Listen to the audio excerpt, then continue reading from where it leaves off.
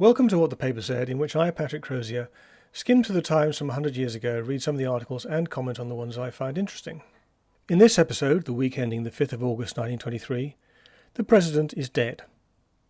Also in this episode, Americans take umbrage with the French take umbrage with Americans, the Navy-Air Force death match, Crosse and Blackwell in a pickle, things get worse in Germany in preparation for getting even worse than that, and the return of the Sport and Stats Corner.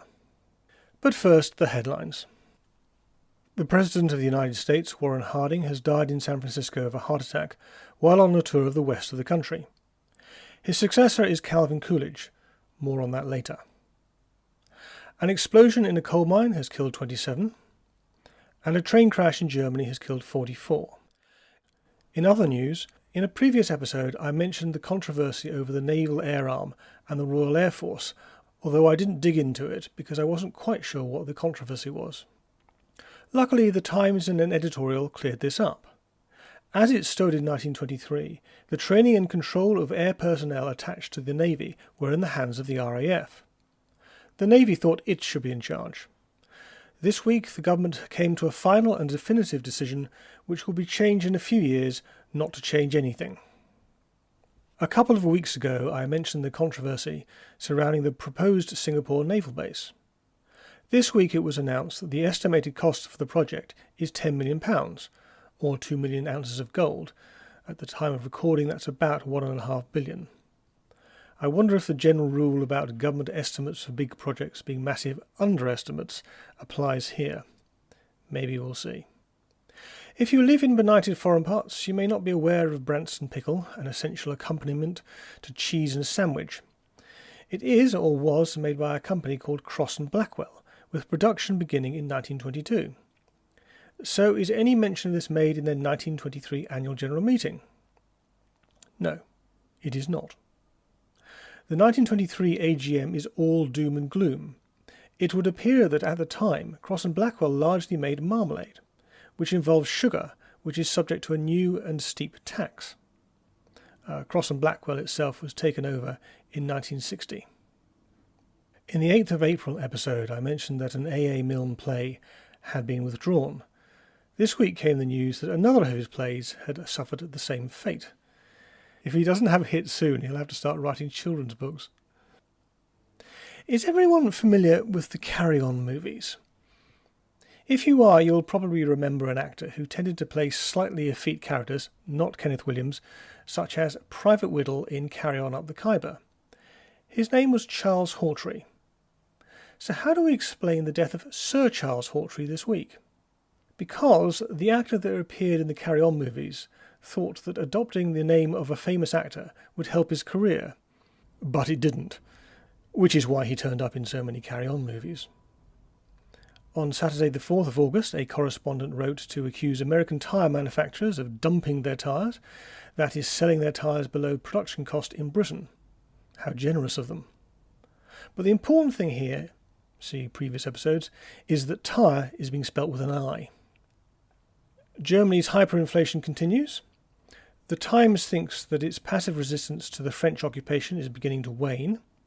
It has nothing to say about the not-so-passive resistance. The Rhineland is beginning to run short of food. At the same time, a Rhineland separatist movement has emerged, which seems to be receiving assistance from the French. Also this week, Hugo Stinnes is reported as having bought up the entire Hungarian potato crop. Hugo Stinnes is a rather odd character. He was a German industrialist, and during this German hyperinflation, he was buying up all sorts of things, of which the Hungarian potato crop is an example, for which he became notorious. He, spoiler alert, died shortly after the end of the hyperinflation, leaving almost nothing to show for it. And now for Stats Corner. There was a report from the Metropolitan Police this week. It has, at the moment, 20,000 police officers. Nowadays it's 32,000, and by the way, although there hasn't been much increase in population, there has been the area of the Metropolitan Police is actually smaller nowadays than it was then. 34,000 people were charged with drunkenness in 1922, I have been unable to find any statistics for today. I don't think that's because sobriety rules. In 1922, the Metropolitan Police conducted 11,000 prosecutions. It is perhaps worth pointing out that in those days the police conducted their own prosecutions. Nowadays it is the Crown Prosecution Service, and no, I haven't been able to find any statistics from them either. In those days, the Met held 400,000 fingerprints, and that was for the whole country. It now holds 12 million, and there were 164,000 aliens or foreigners living in the country. I would guess the current figure must be in the region of 5 to 10 million, but that is a guess. On Saturday, the Times reported on a government report on railway accidents. The track mileage was 36,767 miles, or 51,587 if you included sidings. I can only guess that sidings would have been privately owned, factories, and that's about a third of the network. So that's extraordinary. I wonder what the number is nowadays. Well, I did try. Nothing in Wikipedia. I mean, the problem here is they'll tell you what the route miles are, but not the track miles, which is not the same. For example, if you have 1 mile of double track, that is 1 route mile and 2 track miles.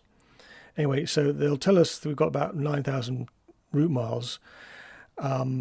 Network Rail will say there's about 20,000 track miles, but won't be more specific. I mean, I don't think it's exactly 20,000. But anyway, there you go. There were 728 deaths on the railways. I presume that includes suicides and deaths the vast majority will be trespassers, I would guess. And the next level will be workers. It goes on to say 73 passengers were killed, as it says, the great bulk being due to misadventure. And it also goes on to say there were 24 fatal and 40 non-fatal cases of falling out of carriages during the running of trains. In the old days, before sliding doors became ubiquitous, opening a railway carriage door was a bit of a business, really. There was a latch on the inside, which was very difficult to operate, and a lot of people took to rolling or sliding down the window and opening the door from the outside, which is a bit easier.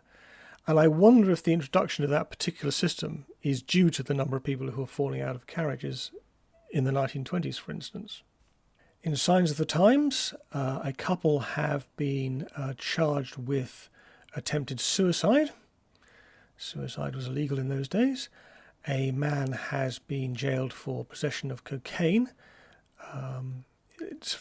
From the report, it sounds as if that was for his personal use, and I don't think you get jailed for that nowadays. And a drunk driver has been imprisoned. Again, no suggestion of how they determined that he was drunk. And now the sport. This is from Friday the 3rd of August. The professional punting meeting, arranged by the Thames Punting Club, was held yesterday at Maidenhead. The programme included the professional championship, punted over a course of 1 mile with 1 turn, and a professional handicap over a half-mile course. A.E. Edwards, who had won the championship for 2 successive years, was beaten easily in the final heat by his brother, Wilson Edwards. I had been planning to read out a series of headlines chronicling President Harding's illness. It would have been along the lines of Harding indisposed, Harding ill, Harding improves, Harding dies, with appropriate commentary on how you shouldn't believe all you read in the papers or official medical communiques. But that would be unfair. Harding appears, we will never know for sure, to have died of a heart attack. On Saturday the 4th of August, the Times published an editorial. The death of the President of the United States has reminded the peoples of the British Empire, in the shock of the realization that yet another of the conspicuous figures of the world has passed suddenly into the unknown, of their deep and abiding sympathy with the American people.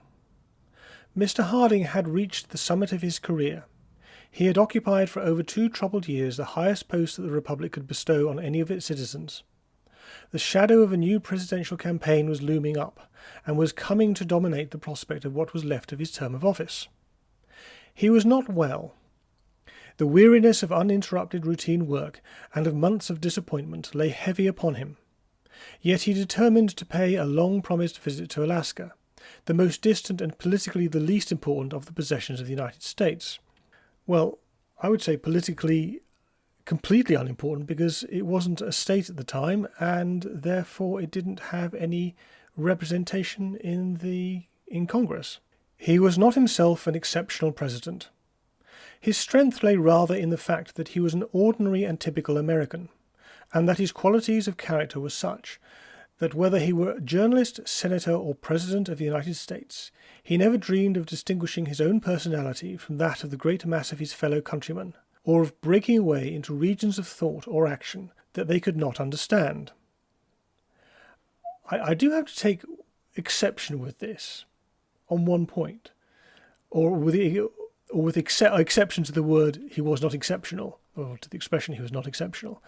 He is, to the best of my knowledge, the only president in the last century and a bit to have been able to deal with a depression, or recession as we call it nowadays, within a year.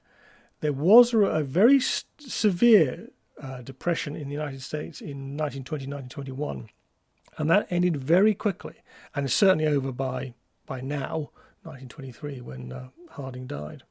The editorial then mentions the Washington Naval Conference, which I'm beginning to think was incredibly important. It goes on. At any rate, his was a happily completed career, and the shock of his death will awaken a new interest in those problems that the great American Republic is trying to solve for its own sake, and with a dim sense of what the solution may mean in the great crisis of modern civilization. Anyway, who's the new boss? Mr. Coolidge, a silent statesman. He is not tall, but is above the average height of man. He is slender, clean-shaven, slow-moving, sparing and deliberate of speech, and of an almost excessive reserve in his dealings with his fellow men. The article outlines his political career, leading him to becoming governor of Massachusetts. It was while he held this last office that events conspired to bring him into, and for several weeks to keep him in, the field of national vision. The police of Boston went on strike, and a situation arose of much local danger, but also of wide political importance, since the example of Boston would certainly be followed. Mr. Coolidge met the emergency with courage and firmness. Coolidge clearly has an ability to keep his trap shut. Some of his fellow countrymen would do well to learn from his example. This is from Thursday, the 2nd of August. The French Ministry of Foreign Affairs has issued the following statement for publication. Some foreign tourists, forgetting that they are our guests, and that they therefore owe respect to our customs and our laws, have lately on several occasions violently shown their disapproval when they have found men of colour from French colonies sitting near them in public places. They have even gone so far as to demand their expulsion in insulting terms. If similar incidents recur, measures of redress will be taken. I learn on inquiry that this warning has been issued owing to a series of recent incidents in which American visitors have resented the presence of men of colour, often accompanied by white women, in restaurants and dancing rooms, and also in motor coaches for sightseers. Anyway, that's all for this week. I don't aim to have something up next week. Producing these things on a weekly basis is a strain, and I need some time off. And it's silly season, so I'll be taking the rest of August off, and I'll be back in September with a catch-up episode.